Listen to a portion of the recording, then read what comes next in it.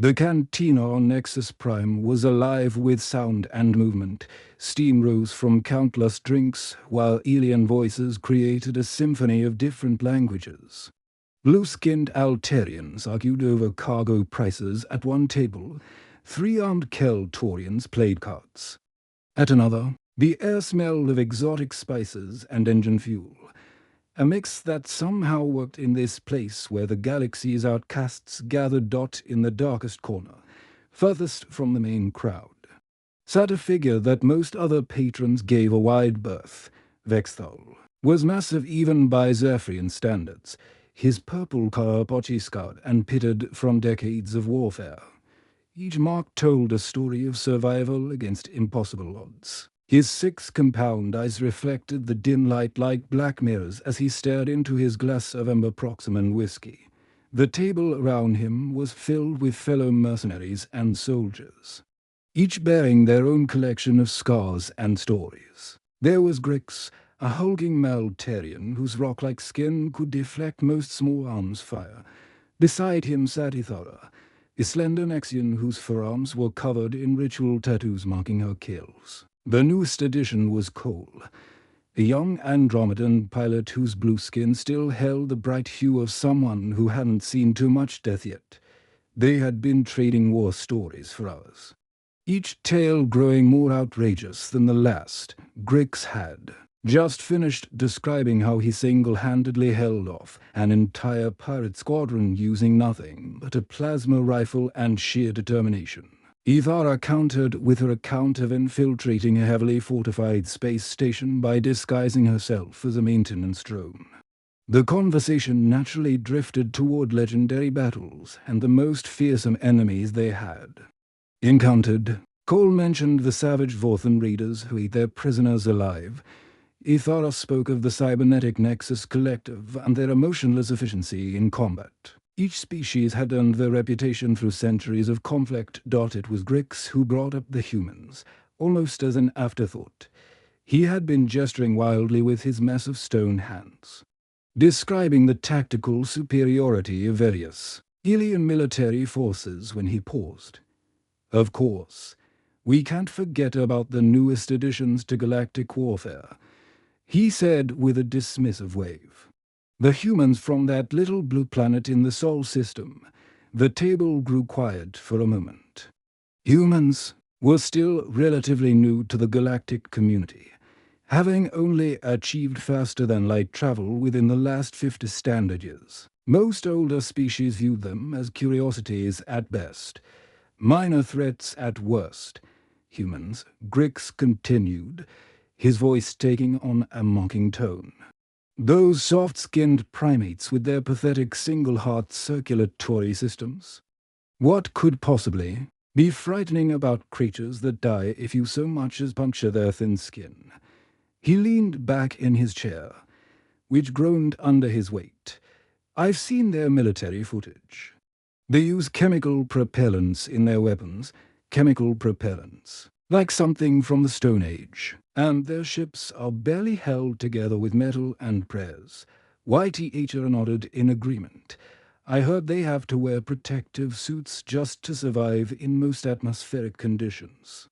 How can beings so fragile pose any real threat? Young Cole looked uncertain.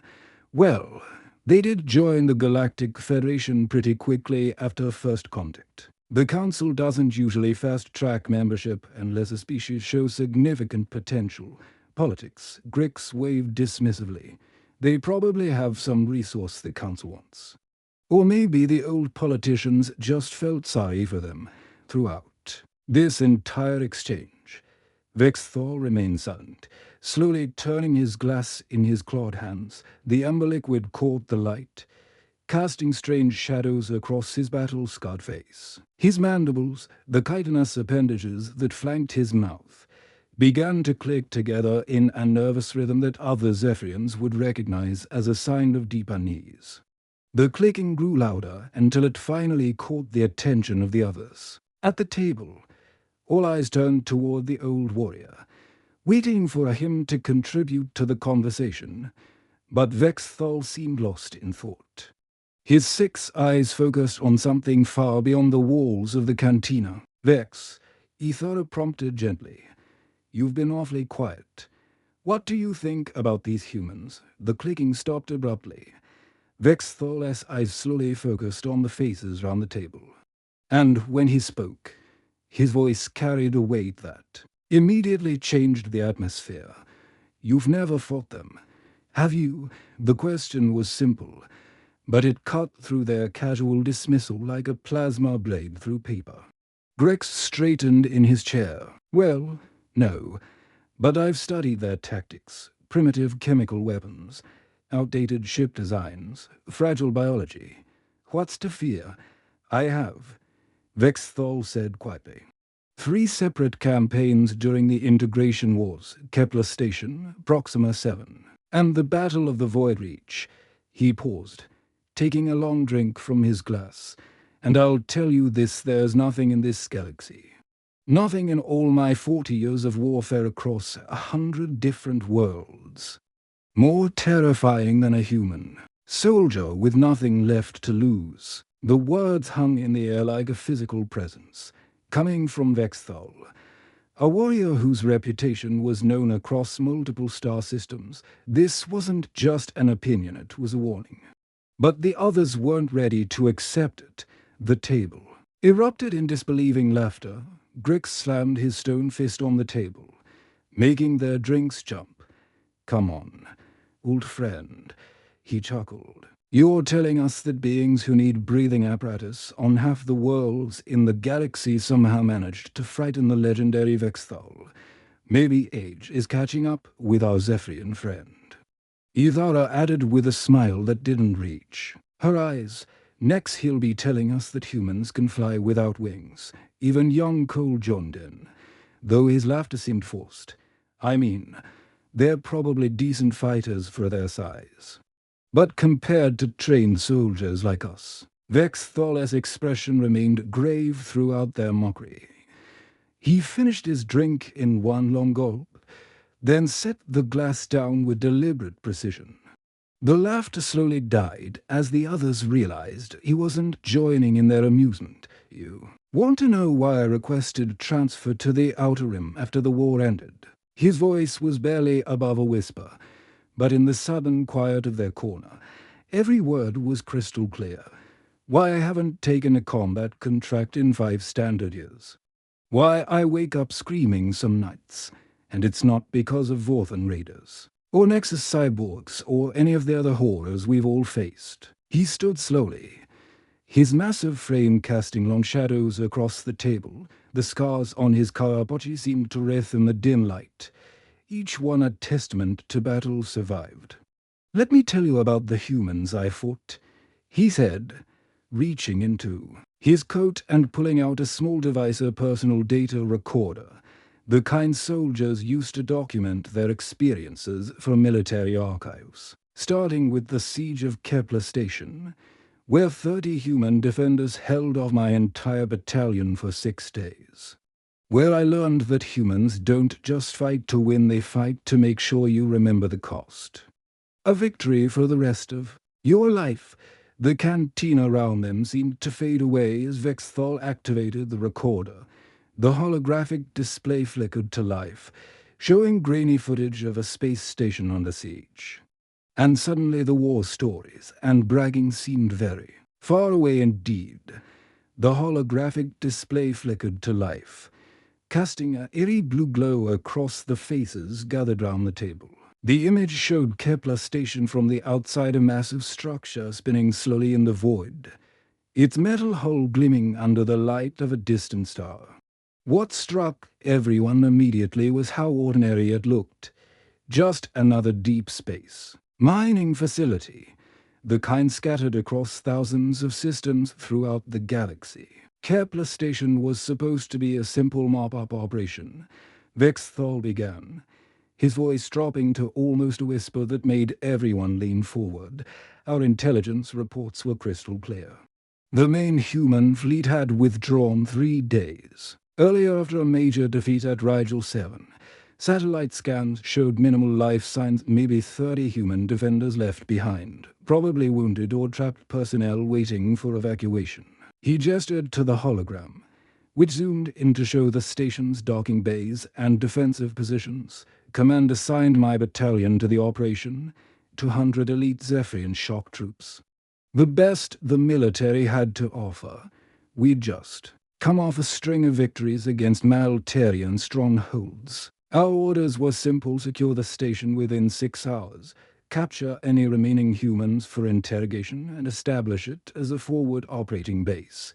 Vexthal paused, reaching for his glass with a hand that trembled almost imperceptibly. 6 hours. That's what they gave us for 30 humans in a mining station with minimal defensive capabilities. The hologram shifted to show tactical radar troop positions, entry points, defensive scanner sweeps. Everything looked textbook perfect. The kind of operation military academies used as examples of proper small unit tactics. We approached in standard formation, 3 assault shuttles, 60 soldiers each. With my command team in the lead vessel, the station wasn't even trying to hide all its lights were on. Communications rays active, looking like they were just going about their normal business. Our sensors picked up the humans moving round inside, working in the mining sections like nothing was wrong. Young Cole interrupted, his blue skin darkening with confusion. They weren't even trying to defend themselves. What kind of military strategy is that? Vexthal's mandibles clicked a sound his species made when remembering something unpleasant. That's what we thought too. It made no sense. Professional soldiers don't just ignore an incoming assault force. We figured they were either broken psychologically or had some kind of trap prepared. Standard procedure was to assume the worst. The hologram now showed the interior of the assault shuttle, packed with armored Zephyrian soldiers checking their weapons and equipment. Their purple carapaces gleamed under the artificial lighting, each warrior a walking tank of muscle and natural armor. We breached the outer hull at exactly 0600 hours. Vexthal continued. 3 simultaneous entry points: docking bay 7, maintenance shaft Delta, and an emergency airlock on level 15. Textbook coordinated assault. The station's hull plating gave way like it was made of paper. No resistance at the bridge points, no defensive fire, nothing. He took a long drink, his 6 eyes distant with memory. The first sign something was wrong came 30 seconds after breach. Koval, my second in command, led the team through docking bay 7, the moment his boots touched the deck plating. The entire bay to pressurize, not through hull breach or system failure. Someone had manually triggered the emergency events. Grix leaned forward, his stone features creasing with interest, trying to flush you out into space. That's what we thought initially, but the depressurization was controlled, precise, just enough to throw us off balance and activate our emergency protocols. While we were dealing with that, the lights went out. Not just in the bay, throughout the entire section. But here's the thing that made my Karapachi crawl: the darkness wasn't complete. There were these tiny red lights, dozens of them, moving through the corridors like fireflies. The hologram adjusted to show the station's interior layout, a maze of corridors, maintenance shafts, and mining equipment. Red dots began appearing throughout the structure, moving in patterns that seemed random but somehow coordinated. Laser sights.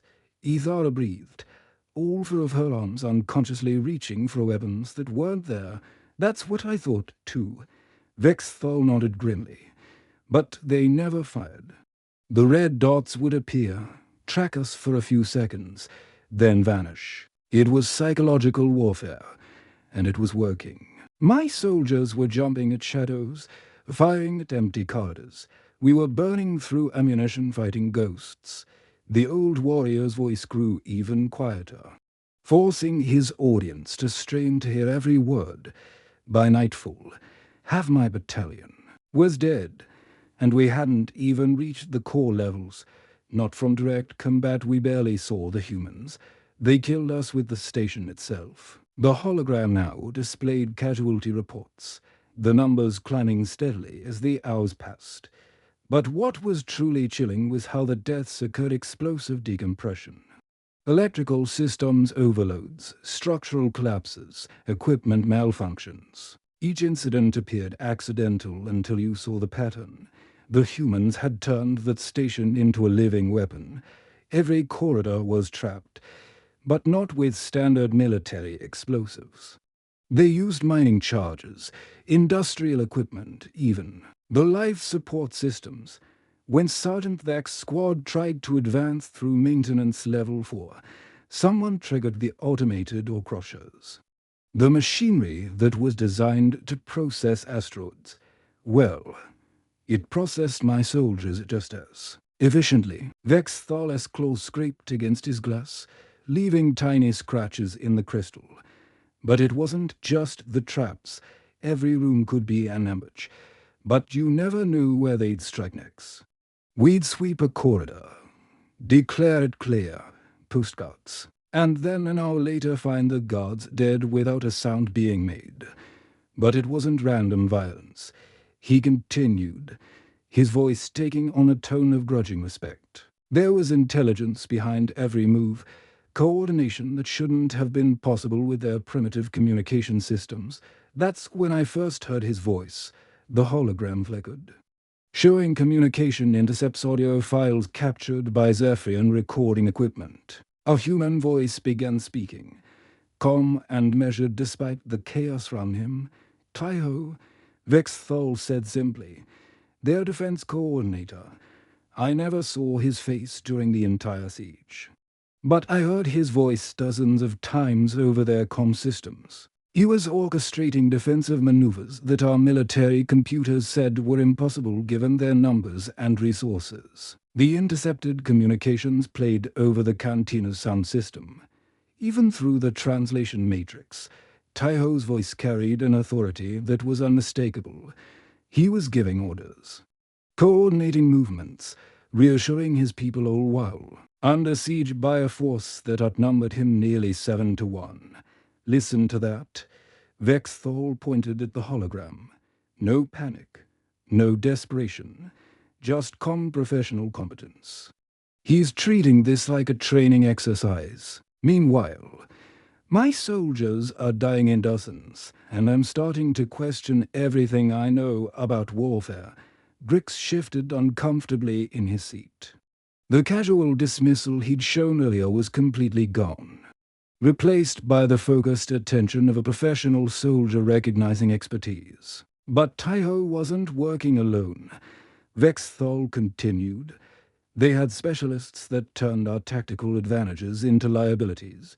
There was a female sniper they called Bora.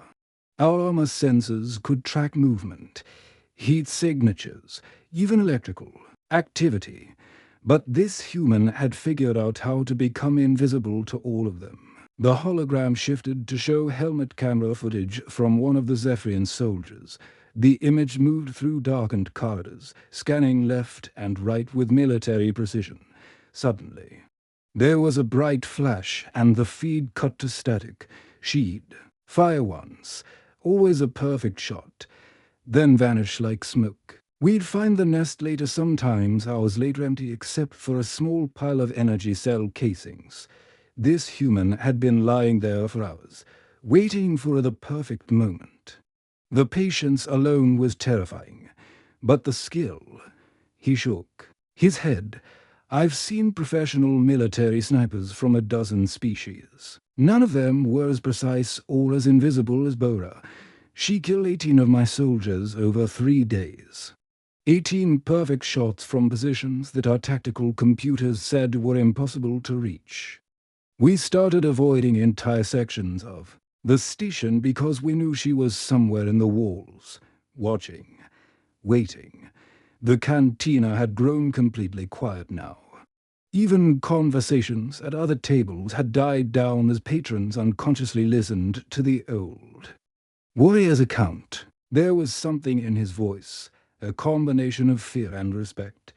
That made everyone understand this wasn't just another war story. But the absolute worst was their demolitions expert. Vexthal continued, his voice barely audible, a human. Named Hyanwu, this man had rigged the entire station with explosives, but not in any pattern our engineers could predict or counter. The hologram showed structural damage reports. Sections of the station that had simply ceased to exist. But the destruction wasn't random, it was surgical, precise, designed to maximize casualties while preserving the station's overall integrity. He used mining charges, industrial equipment, even repurposed maintenance robots as mobile bombs. But here's what made him truly terrifying. He was an artist. Hyanwu would collapse whole sections just to take out 3 or 4 soldiers, then somehow rebuild the traps somewhere else using rubble and scrap metal. Vexthal stood up slowly, his massive frame casting shadows across the table. By the 3rd day, we were down to 40 soldiers out of 200. Command was getting nervous. This was supposed to be a quick operation, and we were being systematically destroyed by a handful of humans using improvised weapons. So they sent reinforcements, coalesced quietly. Another full battalion. Vexthal confirmed grimly. 200 fresh troops, heavy weapons, combat engineers, the works. Command was convinced that we'd just underestimated the station's defenses. Give us proper support and superior numbers. And the problem would solve itself. The hologram now showed the arrival of the second wave, more assault shuttles, more soldiers, enough firepower to level a small city. The tactical display showed over 300 Zephyrian troops now invested in taking a mining station defended by 30 humans by week's end. Those 30 humans had cost us over 400 troops, Vexthal said, his voice hollow with disbelief. Even after all these years, 400 of the galaxy's best soldiers, defeated by mining workers and maintenance crews using improvised weapons and pure determination. He activated another file on the hologram, showing the final assault on the station's reactor core. We finally cornered the last of them.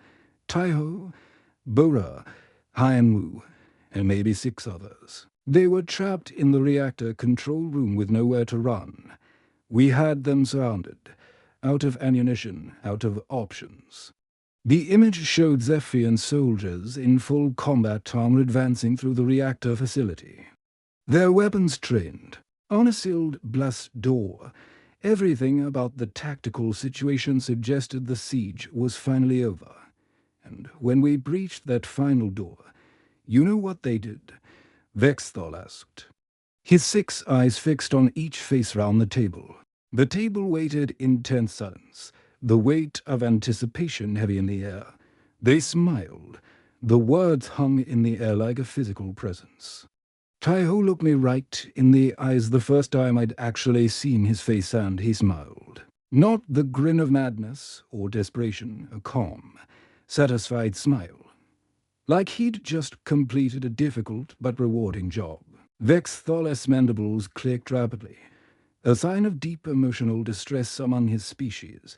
Then Hyanwu, this human who'd been killing my soldiers for a week with mining explosives, stepped forward with a detonator in his hand. He looked at all of us 200 heavily armed soldiers, and he started laughing. The reactor charges he'd planted weren't meant to kill us. They were meant to send the entire reactor into meltdown. We had maybe 90 seconds to evacuate before the station became a miniature star. Those humans had turned their own deaths into one final act of defiance. The hologram showed the chaotic evacuation, Zephyrian soldiers abandoning their positions and racing for the airlocks as radiation alarms screamed throughout the station. We made it out with seconds to spare, watched from our ships as Kepler Station went critical and tore itself apart. Those humans died laughing because they'd made U.S. retreat from a battle we should have won in hours. 30 people. outnumbered more than 10 to 1, had fought the elite forces of a galactic military power to a standstill and then denied us even the satisfaction of victory. Vexthol slumped back into his chair, suddenly looking everyone up. His yours, that's when I learned the most important lesson about fighting humans. It's not their weapons or their technology or even their tactics that make them dangerous. It's their absolute refusal to accept defeat, even when defeat is the only logical outcome. The cantina remained silent for a long moment, the weight of the story settling over everyone like a heavy blanket. Finally, young Cole spoke up, his voice uncertain. But they all died. You did win in the end. Vexthol Eslav was bitter and hollow. Did we? We lost over 400 soldiers taking a mining station. We learned that humans would rather die than surrender, and every soldier in my command went home knowing that somewhere out there was an entire species that fought like those 30 defenders. He gestured to the hologram, which still showed the expanding debris field that had once been Kepler Station. That wasn't a victory. That was a warning. The holographic display shifted, the blue light now showing a different world entirely. Proxima 7 appeared as a scout planet, its surface pockmarked with craters and the twisted remains of what had once been gleaming cities. Smoke rose from countless fires, and the skeletal frameworks of destroyed buildings reached toward a blood-red sky like the fingers of the dead. The second story that haunts me happened 6 months after Kepler Station. Vexthol continued, his voice growing distant as he stared at the devastation displayed before them. Proxima 7 was supposed to be the turning point of the war, a major population center, strategic spaceport, manufacturing facilities that both sides desperately needed. The hologram zoomed in to show the urban landscape in greater detail. What had once been a bustling metropolitan area was now a hellscape of rubble and twisted metal. Buildings lay collapsed across streets, creating impromptu barriers and killing fields. Burned-out vehicles dotted the roads like scattered bones. Ground assault. Vexthol said simply. No orbital bombardment this time. Both sides wanted the infrastructure intact. That meant brutal urban warfare, building by building, street by street. The kind of fighting that turns soldiers into animals and cities into graveyards. He gestured to the display, which now showed tactical overlays marking different sectors of the city. Red zones indicated heavy fighting. Yellow showed contested areas, and the few remaining green spaces marked the field hospitals and civilian evacuation points that both sides had agreed to respect. I was leading a reconnaissance squad through the industrial district, Sector 7. They called it mostly factories and warehouses, perfect for guerrilla tactics. The humans had been using the area as a staging ground for hit-and-run attacks on our supply convoys. The hologram shifted to street level, showing the perspective of a soldier moving through the urban maze. Debris filled the roads, forcing troops to climb over collapsed concrete and twisted metal. Every window could hide a sniper. Every doorway could conceal an ambush. The fighting had been going on for 3 weeks by then. Both sides were exhausted, running low on supplies, making mistakes. That's when people start dying from stupidity instead of tactics. Vexthal's mandibles clicked softly. My squad was clearing a collapsed warehouse when the Maltarian mercenaries hit us. Ethar straightened in her chair. Maltarians. I thought this was a human-Zephian conflict. It was, officially. But wars attract scavengers. The Maltarians had a contract to assist human forces in exchange for salvage rights. 12 of them, full combat armor, heavy weapons. They caught us in the open with nowhere to take cover. The display now showed the aftermath of the ambush, a partially collapsed warehouse with massive holes blown through its walls, scorch marks from plasma weapons scarred the concrete. and the twisted remains of combat equipment lay scattered among the rubble. The engagement lasted maybe 90 seconds.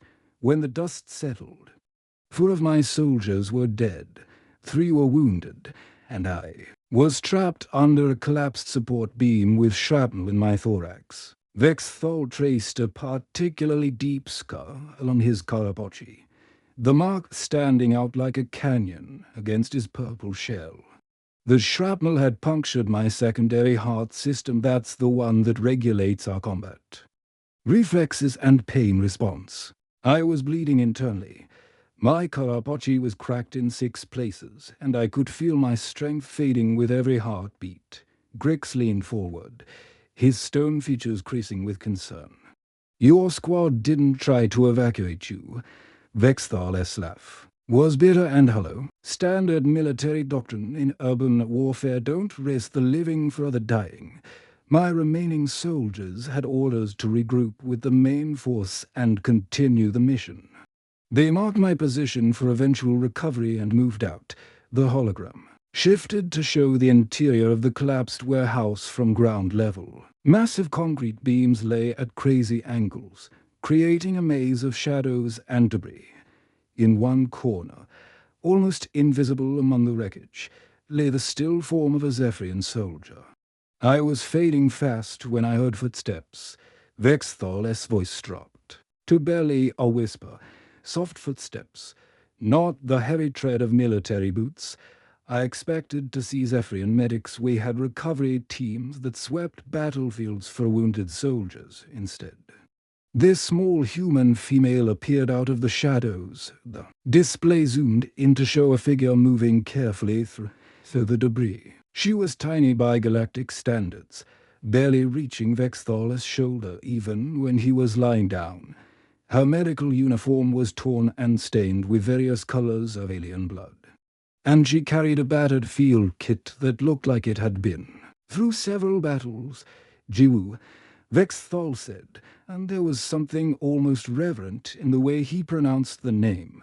A human combat medic attached to the 23rd Urban Assault Division. I learned her name later, of course. At the time, all I knew was that an enemy soldier had found me helpless and wounded. The cantina was completely quiet now, every patron straining to hear the old warrior's words. Even the background noise of the establishment seemed muted, as if the station itself was listening to the story. "Now remember," Vexthal continued, "our species had been killing each other for months at this point. I had personally eliminated at least 30 human soldiers during the campaign. This medic had every reason, personal, military, to put a plasma bolt through my head and move on with her mission." He paused, taking a long drink that seemed to steady his nerves. "Instead, she immediately started treating my wounds. No hesitation, no questions, no demands for information. She saw a wounded soldier and her training took over. The hologram now showed medical readings, vital signs, injury assessments, treatment protocols.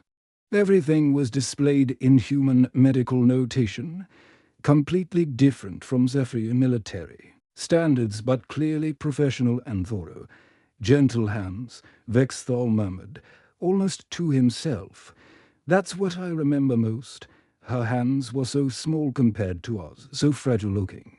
But they moved with absolute confidence." She spoke in soothing tones, even though I couldn't understand her language at the time. Young Cole shifted uncomfortably. She was treating an enemy soldier during active combat. "That seems insane," Vexthal finished. "That's what I thought, too. But Jiwu had taken some kind of oath all human medics do, apparently. They swear to treat any wounded person regardless of species, nationality, or allegiance. To her, I wasn't an enemy. I was just another patient who needed help." The medical readings on the display showed the extent of Vexthal's injuries in clinical detail. Multiple organ damage, severe blood loss, structural damage to his exoskeleton wounds. That should have been fatal within minutes. She worked on me for 2 hours. Vexthol continued, used her own medical supplies, her own blood substitutes to keep me alive. Human and Zephyrian physiology are completely different, but she somehow managed to adapt her equipment to my biology. The display showed the improvised medical setup, human medical devices jury-rigged with alien components. Improvised solutions that shouldn't have worked, but somehow did. It was a masterpiece of battlefield medicine, created by someone who refused to let differences in species prevent her from saving a life. When Zephyrian reinforcements finally found us, she was still there, still monitoring my vital signs, still making sure I was stable for transport. She could have vanished back to her own lines hours earlier, but she stayed to make sure I would survive. Brix's stone features showed genuine puzzlement. She risked capture, interrogation, execution for an enemy soldier. More than that, Vexthol replied. When my people arrived, she actually argued with them. Used some kind of translation device to make sure they understood I needed immediate evacuation to a proper medical facility. This tiny human female was giving orders to a squad of Zephyrian soldiers, and they listened because she obviously knew what she was talking about. The hologram shifted to show the evacuation Jiwoo helping to load Vexthol onto a medical transport, giving final instructions to the Zephyrian medics, ensuring that her improvised treatments would be properly continued. As they were loading me into the transport, she squeezed my hand. Vexthol said quietly, "Just for a second." And even though we couldn't speak the same language, I understood what she was trying to say. "You're going to be okay. I've done everything I can, and you're going to survive." The old warrior paused, his 6 eyes distant, with memory. I should have been grateful. I should have been confused instead. I was terrified, because I realized I was seeing something that challenged everything I understood about warfare.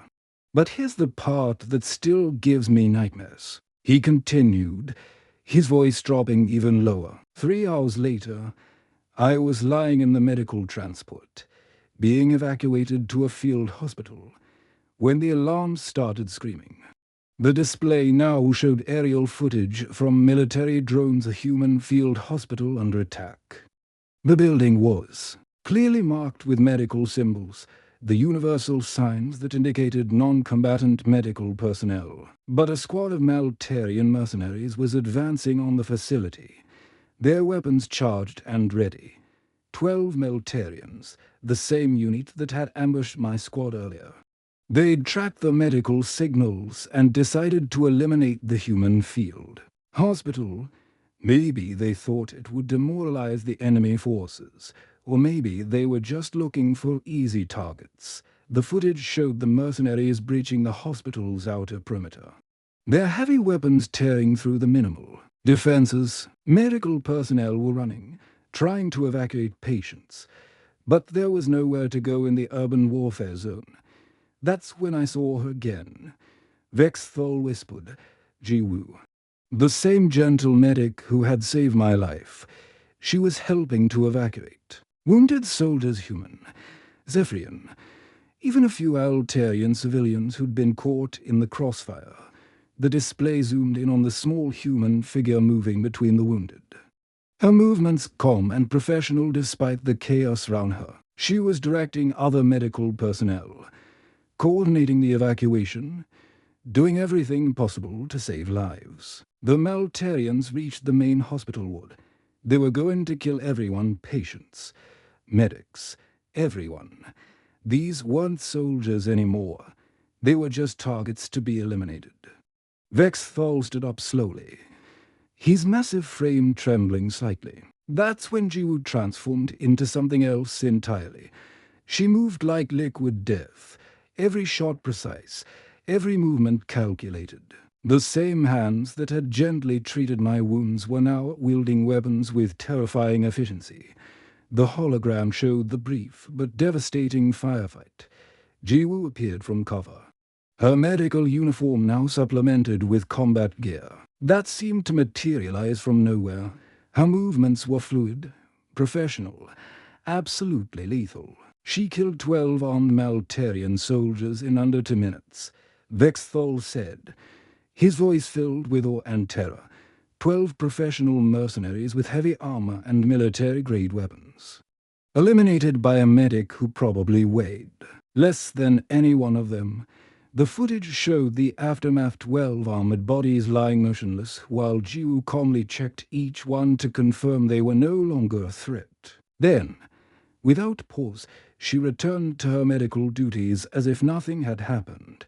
She walked back into that hospital, hung up her weapons, and continued her medical rounds. Same gentle hands. Same soothing voice, treating the wounded like the brief explosion of violence had never occurred. Vexthal's 6 eyes fixed on each face round the table, his expression intense and haunted. "Do you understand what I'm trying to tell you? This human had saved my life because her oath demanded it. Then she had killed 12 soldiers because her patients needed protection. Both actions flowed from the same source, an absolute commitment to preserving life." The table remained silent, each being struggling to process the implications of what they'd heard. "How do you fight an enemy like that?" Vexthal asked quietly. "How do you plan tactics against beings who will save your life in the morning and take it in the afternoon? Depending entirely on whether you threaten something they've decided to protect." He slumped back into his chair, suddenly looking exhausted. "That's when I realized the truth about humans. They don't fight for territory or resources or political advantage. They fight for principles, and beings who fight for principles will do anything, absolutely anything, to defend what they believe in." The hologram flickered and died, leaving the corner of the cantina in darkness. But the weight of Vexthal's words lingered in the air, the challenge to everything his listeners thought they knew about warfare, about enemies, and about the strange species that had emerged from a small blue planet to change the galaxy. Forever, the holographic display burst to life with a view that took everyone's breath away. The void reach stretched endlessly before them, a region of space where 3 star systems met, creating a gravitational anomaly that ships could use to jump vast distances in seconds. It was strategically vital, beautiful, and about to become the site of the largest space battle in galactic history. "The third story is about the Battle of the Void Reach," Vexthal said, his voice growing more animated despite the dark subject matter. By then, the war had dragged on for 2 years. Millions were dead on both sides, and the galaxy was getting tired of the conflict. The display showed a tactical overview of local space. 3 different colored fleets converged on the anomaly, from different directions: purple for the Zephyrians, red for the Maltarians, and gold for the Nexian Collective. The combined armada was massive. A wall of metal and weapons that stretched across thousands of kilometers. 3 alien civilizations had finally formed a coalition against the humans. Vexthal continued. The Galactic Council was pressuring everyone to end the war quickly, before it spread to other systems. Our combined fleet numbered over 300 capital ships, dreadnoughts, battle cruisers, carriers, the finest vessels our shipyards could produce. He gestured to the human fleet on the display, and several beings at nearby tables actually laughed out loud. The human formation looked pathetic by comparison, a ragtag collection of ships that seemed to have been cobbled together from spare parts and desperation. The humans, 47 vessels, most of them converted mining ships and cargo haulers, ships that were never meant for combat, crewed by civilians who'd volunteered when their military fleet was destroyed at the Battle of Centauri. Greg squinted at the display, his stone features creasing in disbelief. "Those aren't warships. Half of them look like they're held together with metal patches and prayer." "That's exactly what we thought." Vexthal nodded grimly. "Our intelligence reports were unanimous. This would be a massacre. Our ships had superior firepower, better shields, faster engines. Trained military crews with decades of experience. The humans were bringing mining equipment to a fleet engagement. The holograms zoomed in on individual human vessels. What became clear immediately was how different they look from standard military designs. Instead of sleek lines and weaponries, these ships were blocky, industrial, built for function rather than combat. Many still bore the corporate logos of mining companies and freight haulers. "We thought it would be over in an hour," Vexthal admitted. "Clean up this ragtag fleet, secure the Void Reach, and force the humans to negotiate from a position of complete weakness. What we didn't account for was human creativity." The display shifted to show the bridge of the human flagship converted. Deep space mining vessel called the New Soul. The bridge was cramped, filled with jury-rigged equipment and improvised systems. But the man standing at its center commanded absolute attention. Their fleet commander was Duhayan, Vexthal said, and there was unmistakable respect in his voice. Krian military. 20 years of service. But before the war started, he'd spent a decade as a deep space mining coordinator. He understood something about combat that our military academies never taught. Young Ko leaned forward, intrigued despite himself. "What kind of thing?" "Sometimes the best weapon is the one your enemy doesn't see coming," Vexthal replied. Duhayan looked at our massive fleet, our superior technology, our overwhelming firepower. And he realized something that changed everything we were fighting. The wrong battle. The hologram now showed the tactical situation from Duhyan's perspective. The coalition fleet was ranged in standard military formation, designed to maximize firepower and protect the larger vessels. It was textbook fleet tactics, the kind of formation that had won battles for centuries. The humans didn't try to match our firepower. Vexthal continued instead. They turned their disadvantages into strengths. Those mining ships that looked so pathetic, they had industrial-grade ramming capability built into their hulls. They were designed to push asteroids weighing millions of tons. A collision with one of our warships was like being hit by a mountain. The display showed the first phase of the battle. Instead of forming a traditional battle line, the human ships scattered into small groups, using their superior maneuverability to dart between the larger coalition vessels. What looked like retreat was actually positioning. Their cutting beams were designed to slice through solid rock. Vexthal explained as the hologram showed human mining ships carving through the armor of Maltarian cruisers like it was paper. Weapons that could cut asteroids in half made short. Work of military hull plating. YTHRS farms were unconsciously reaching for weapons again. But surely your fleet could adapt, counter their tactics. That's what we thought too. Vexthal said grimly. But the humans had more surprises. Those cargo haulers that looked completely defenseless. They carried massive storage bays that Duhyan's people had converted into drone factories. The hologram exploded with activity as hundreds of small craft poured from the human cargo vessels. But these weren't military drones, they were improvised weapons. Mining robots fitted with explosives, maintenance pods loaded with industrial chemicals. Even some that appeared to be nothing more than metal shells filled with scrap. Swarm tactics. Grix breathed, recognizing the strategy. Overwhelm the point defense systems. Exactly. Our ships were designed to fight other capital ships, not clouds of small targets.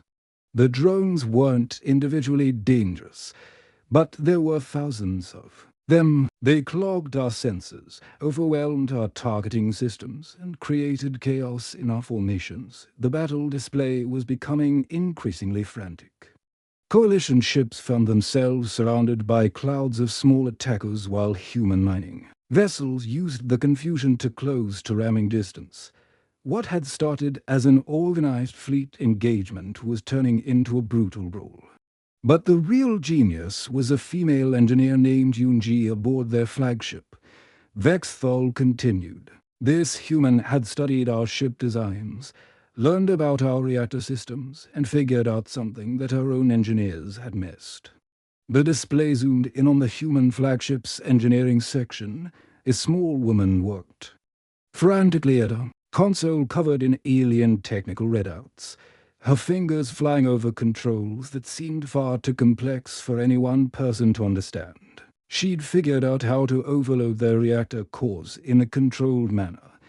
Vexthal said quietly, not just an explosion, a directed energy release that could be weaponized. Each human ship became a potential weapon of massive destruction. The implications hit the table like a physical blow. Ships weren't just vessels in this battle, they were ammunition. The battle lasted 18 hours. Vexthal continued, his voice growing distant with memory. 18 hours of the most brutal space combat I've ever witnessed. Ships ramming each other at full velocity, cutting beams carving through armor like it was cloth. Explosions that lit up entire sectors. The hologram showed the devastating toll. Coalition ships were being systematically destroyed, not through superior firepower, but through tactics that no military manual had ever considered. The humans were fighting like they had nothing to lose. Because they didn't. We lost over 200 ships. Vexthal said simply, 200 of the finest. Vessels the Coalition could field, crewed by the best officers our species could produce. The humans sacrificed 38 of their 47 vessels, but each ship they lost took multiple Coalition vessels with them. The mathematical horror of the exchange became clear. The humans were trading ships at a ratio that should have been unsustainable, but somehow they were winning through sheer determination and creative destruction. By R16, both fleets were exhausted. Vexthal continued. We'd lost most of our heavy units. The humans were down to 9 ships, including their flagship. Any sane commander would have called for a ceasefire, tried to negotiate terms. The display showed the final phase of the battle. The remaining human ships, battered and barely functional, were forming up for one last attack. At their center was the new soul. Its hull scarred by weapons fire but still intact. That's when Duhayan made his final gambit. Vexthal whispered, our flagship, the dreadnought Eternal Glory, was still operational, 70,000 tons of armor and weapons. The most powerful ship in the Coalition fleet. Duhayan looked at it and made a decision that defied every principle of military logic. The hologram showed the human flagship accelerating directly toward the massive Coalition dreadnought. There was no attempt at evasion, no complex maneuvering, just a straight line. Attack that looked like suicide. Ramming attack at full velocity. Vexthal said. But this wasn't just a collision. Yoonji had spent the entire battle preparing for this moment. She'd rigged their reactor to create a controlled cascade failure, not just an explosion, but a brief fusion reaction. The display showed technical readouts that made even the experienced soldiers at the table gasp. The human engineer had essentially turned the ship into a short-lived star, a weapon of unimaginable power. The collision happened at 03 for 7 hours, ship time. Vexthal continued. Duhyan's flagship struck the Eternal Glory amidships at 17% of light speed. The impact alone should have destroyed both vessels instantly. But then Yoonji triggered her reactor cascade. The hologram went white as the explosion overwhelmed the sensors. When the display cleared, there was nothing left where two massive starships had been except an expanding cloud of superheated plasma. The explosion could be seen from 3 systems away. Vexthal said, his voice barely audible, a miniature star that burned for exactly 47 seconds before collapsing into itself. The gravitational waves from the explosion disrupted navigation systems across half the sector. The cantina was completely silent now. every being staring at the aftermath displayed in the hologram. The battle was over, but the cost was almost incomprehensible. When the debris cleared, we found Du-hyun's body. Vexthal continued still, strapped to his command chair, his hand on the detonation switch. The impact should have killed him instantly, but somehow he'd stayed conscious through the entire collision. The display showed the recovered remains of the human flagship's bridge. Everything was twisted metal and fused components, except for one chair where a figure sat motionless, his hand still gripping a control that had determined the outcome of the battle. He'd stayed alive just long enough to make sure the timing was perfect. Vexthal said, "The collision, the reactor cascade, the destruction of our dreadnought, all of it had to happen in precise sequence, and he'd made sure it did." Vexthal stood slowly, his massive frame casting shadows across the table. That's when I understood the truth about fighting humans. It's not about winning or losing in any conventional sense. It's about making sure that victory costs so much that your enemy will never want to fight you.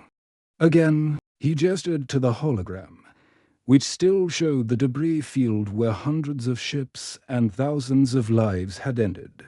We won the Battle of the Void Reach, technically. We held the field at the end, but we'd lost 2/3 of our fleet, and the humans had proven that they would literally turn themselves into weapons rather than accept defeat. The coalition dissolved 3 days later. Vexthal concluded. None of the member species wanted to continue a war against an enemy that fought like that, because we'd all realized the same thing. Even if we won every battle, the humans would make sure we lost the war. The hologram flickered and died, leaving the corner of the cantina in darkness, but the image of Du-hyun, sitting calmly in his command chair as his ship became a star, lingered in everyone's minds like a ghost that would never be forgotten. The holographic display changed one final time, showing a world that looked like it had been torn apart and hastily stitched back together. Kepler 438b was a refugee world, one of dozens created after the integration wars ended. Temporary settlements dotted the landscape like scars, housing millions of displaced beings from across the galaxy. The final story isn't about a battle, Vexthal said, his voice heavy with something that might have been regret. It's about what happened after the war ended, during the cleanup operations, when the shooting stops. That's when you discover what the fighting was really about. The display zoomed in to show massive refugee camps stretching to the horizon.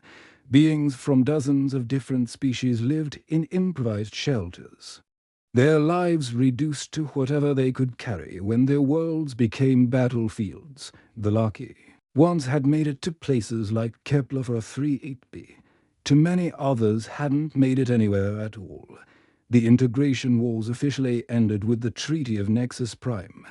Vexthal continued. 3 years of fighting, millions dead, entire star systems devastated. But wars don't really end with signatures on documents. They end when the last refugee finds a home and the last soldier stops having nightmares. He gestured to the hologram, which now showed orbital platforms and patrol ships maintaining security around the refugee world. The galaxy was still dangerous. Rogue factions, displaced military units, pirates who saw opportunity in chaos. Someone had to protect the civilians while they rebuilt their lives.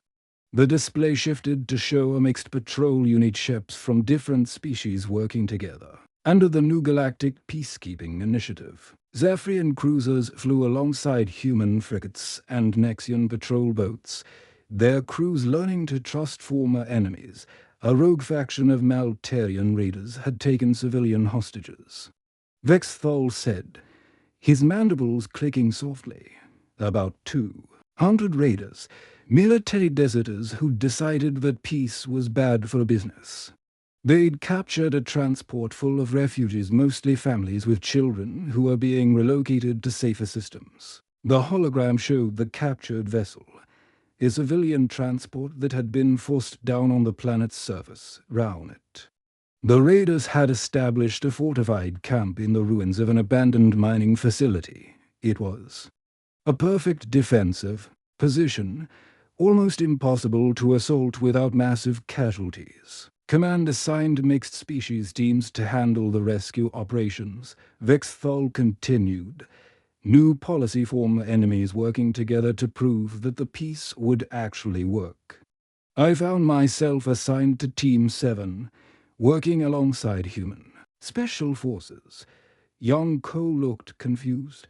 You were willing to work with humans after everything you'd been through. Vexthaleslav was bitter. Willing. I requested the assignment. After 3 years of fighting them, I wanted to understand what made them so dangerous. I thought working alongside them would give me insights into their tactics, their weaknesses. The display now showed the team briefing room, where soldiers from different species sat around a holographic tactical display. The tension was obvious, former enemies trying to figure out how to trust each other enough to complete a mission. The team leader was a quiet human named Jinho, Vexthal said. Mid-30s, career special forces. Nothing about him that seemed particularly impressive. Average height even for a human. Soft-spoken. The kind of person you'd forget 5 minutes after meeting him. The hologram zoomed in on Jinho, a lean man with graying hair and calm eyes that seemed to miss nothing. He wore standard military gear, without any decorations or rank insignia that would make him stand out. If anything, he looked more like a maintenance technician than an elite soldier. His second in command was a female named So Young. Vexthal continued, even smaller than Jinho. Rarely spoke above a whisper, moved like she was trying not to disturb the air around her. I remember thinking these were the least intimidating humans I'd encountered during the entire war. The display showed So Young, a tiny woman who looked like she weighed less than Vexthales. Equipment pack. She had the kind of quiet intensity that made people unconsciously lower their voices when she was round. But nothing about her suggested the lethal competence she actually possessed. The mission briefing was straightforward, Vexthal said. The raiders were holding 63 hostages in a heavily fortified position. They'd already executed 5 prisoners to prove they were serious. Standard rescue operation: get in. Neutralize the threats. Extract the civilians. The tactical display showed the raider camp in detail. Multiple defensive positions overlapping. Fields of fire. Sensor arrays that would detect any approaching force. It was a textbook example of how to make a rescue operation as difficult as possible. We spent 6 days tracking the raiders through hostile terrain. Vexthal continued, his voice growing distant with memory. And during those 6 days, something changed in me. I started watching how these humans operated, trying to understand their methods. The hologram shifted to show the team moving through the wilderness of Kepler 38b. The landscape was harsh rocky terrain broken by deep canyons and twisted metal formations left over far. And the planet's industrial past. Perfect country for ambushes and defensive positions. Jinho never left anyone behind. Vexthal said quietly, not even when tactical doctrine suggested abandoning wounded teammates on day 3. Our Nexian scout stepped on a concealed mine, lost most of his left leg, completely combat ineffective. The display showed the aftermath of the explosion, a soldier down, bleeding, in obvious pain and unable to continue the mission. Standard military procedure in hostile territory was clear. Stabilize the wounded, call for extraction, continue with the mission using available personnel. Any other commander would have called for emergency evacuation. Vexthal continued, get the wounded soldier to safety and continue the mission with reduced numbers. But Jin-Ho rigged an improvised stretcher and redistributed the scout's equipment among the team. We carried him for 3 days because, as Jin-Ho put it, we all go home together. Grix shifted uncomfortably. That's tactically unsound. One wounded soldier compromising an entire mission. That's what I thought too. Vixthal nodded. But something strange happened. Instead of slowing us down, the decision somehow made the team stronger. Everyone started taking extra care, watching each other's backs, working harder to compensate for the reduced numbers. The hologram showed the team's progress over the following days. Instead of becoming less effective, they seemed to move with greater purpose, greater coordination. The injured scout, despite his wounds, continued to provide intelligence and tactical advice from his stretcher. So Young would share her rations with alien team members without being asked. Vexthal continued. I'd catch her slipping extra food packs to soldiers who were struggling with the human-compatible field rations. Never made a big deal about it. Never expected thanks. Just quietly made sure everyone was fed. The display showed these small moments so young. Handing energy bars to a hungry Altarian soldier, helping an exhausted Keltorian carry his equipment, using her medical training to treat minor injuries that other species might have ignored. Small things, Vexthal said, but they added up. By day 5, soldiers who'd been killing each other months earlier were working together like they'd trained as a unit for years. The hologram now showed the team's approach to the raider camp. They moved with the fluid coordination of a perfectly synchronized unit, each member anticipating the other's actions, covering weaknesses, maximizing strengths. On the final day, we found the hostage camp. Vexthal said, his voice growing tense with memory. The raiders had threatened to execute prisoners if we approached. They'd already proven they were serious about their threats, the display showed. The raider facility in detail a nightmare of defensive positions, automated weapons, and clear killing fields round the hostage area. Any direct assault would result in massive casualties among both the rescue team and the prisoners. Standard Zephyrian protocol would be to minimize losses, Vexthal admitted. Sacrifice the few to save the many. Calculate acceptable casualty rates and proceed with the mission that offered the best mathematical outcome.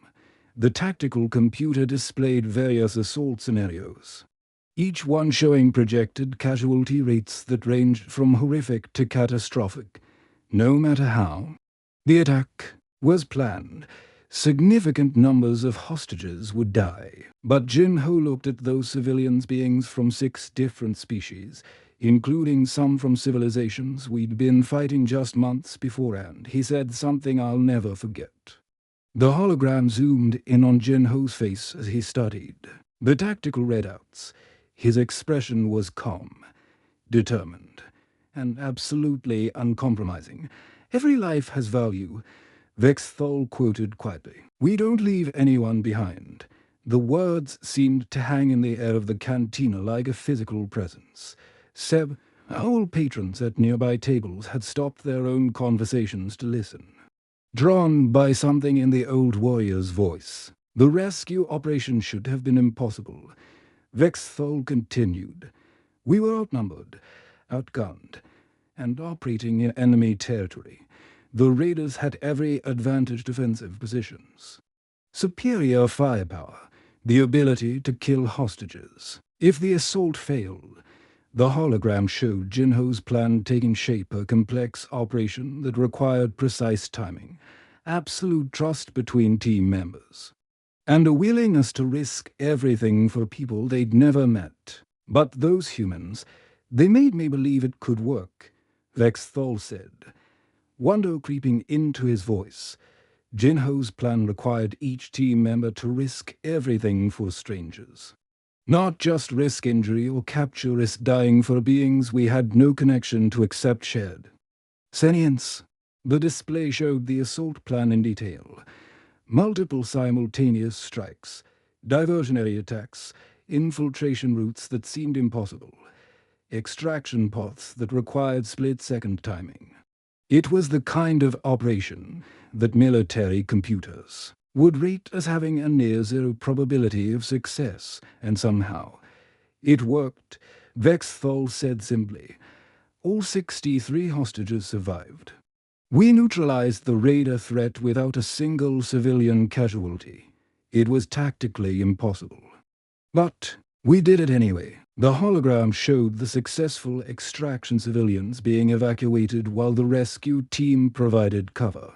Children of a dozen different species being carried to safety by soldiers who'd been enemies just months before, but we lost 3 team members in the extraction.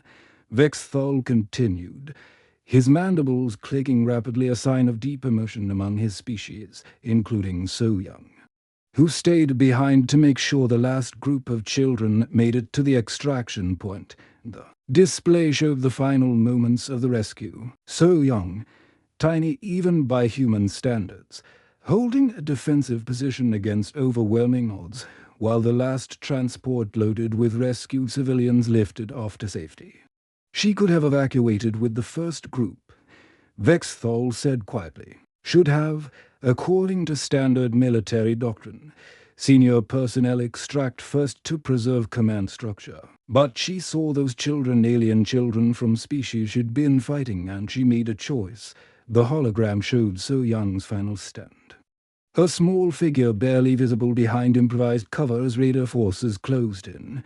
She held her position until the transport was safely away, then triggered charges that brought down half the facility's main structure. So Young died protecting alien children she'd known for less than a week, Vexthal said, his voice barely audible.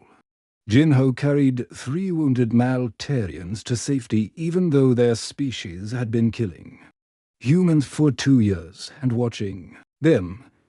I realized something that terrified me. The cantina was completely silent now.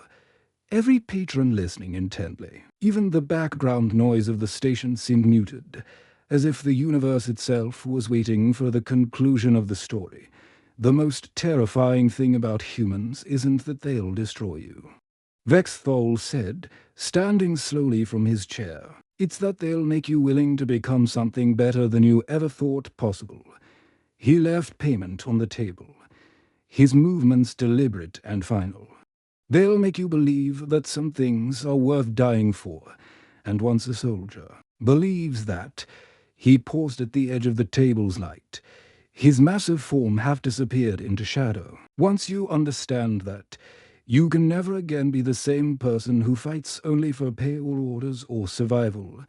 Vexthal looked back at the faces round the table, each one struggling to process what they'd heard. But here's why I truly fear humans. It's not their weapons, or their tactics, or their refusal to surrender. It's this, after fighting alongside them, I couldn't go back to being the soldier I was before. They changed how I think about warfare, about duty, about what's worth fighting for. The hologram flickered one last time, showing a group photo taken after the successful rescue operation. Soldiers from different species standing together, their arms round each other's shoulders, their faces showing the kind of bond that only forms when people have faced death together for something greater than themselves. The humans didn't conquer us through superior firepower, Vexthal said as he prepared to leave.